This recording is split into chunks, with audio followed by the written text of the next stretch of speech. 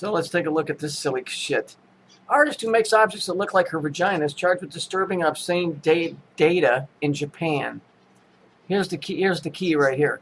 The 42-year-old. 42 is the Hebrew number of creation. Okay, so again, the vagina, power, creation. Her latest project was a giant vagina.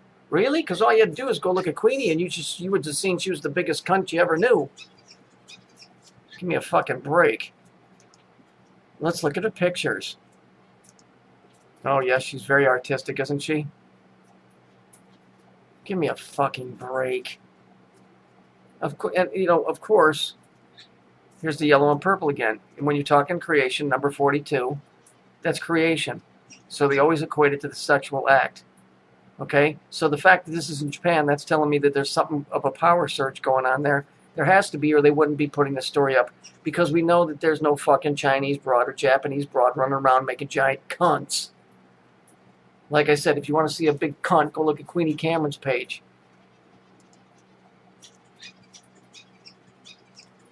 And here. Do you really need a camera this big? Oh, that's because she made a 3D picture out of her snatch. Okay, well look here, Yoko Ono. Nobody likes your music and nobody likes your pussy. Trust me. Not interested. But Tokyo police arrested her again this month along with a sex shop owner. Oh, yeah, look at his name. Can you guys see this? Minori Wantembi. He's like a minor wannabe. Also a writer and a feminist activist. For displaying obscene goods in her shop window. Dude, I'd bury my foot so deep in that cunt's cunt. Put a fucking rope around her neck and string her up. And then just beat her, fucking tell the Mexicans it's fucking Cinco de Mayo and just beat the fuck out of her with baseball bats. Candy inside?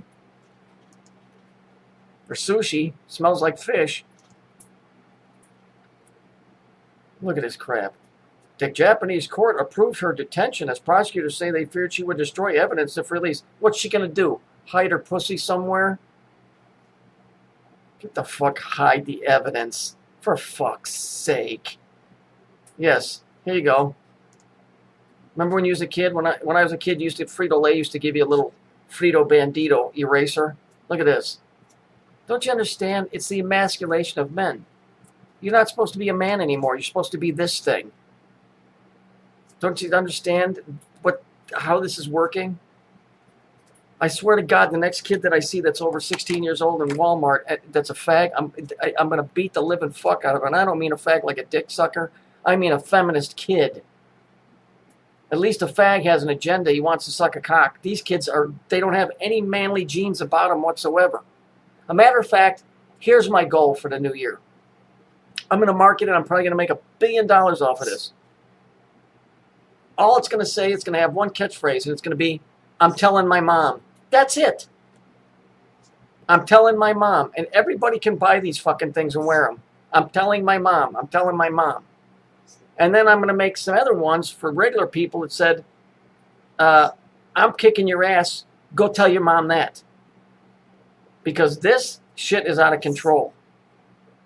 They're turning the world into a bunch of fags. But the reason that they're going about it this way is because these androgynous cocksuckers need to flip the fucking tables. They need men to act like women and women to act like men. But in reality, it all comes back to this. Acting like this. Because it's the Babylonian goddess. It's what the whole Saturnian thing is about. I'll put my hands around that scrawny neck and I'll crush that fucking windpipe. And I'd stop that bitch. You think that I'm kidding? I'd stop that bitch's face right against the curb and knock every one of them teeth right out of her fucking head.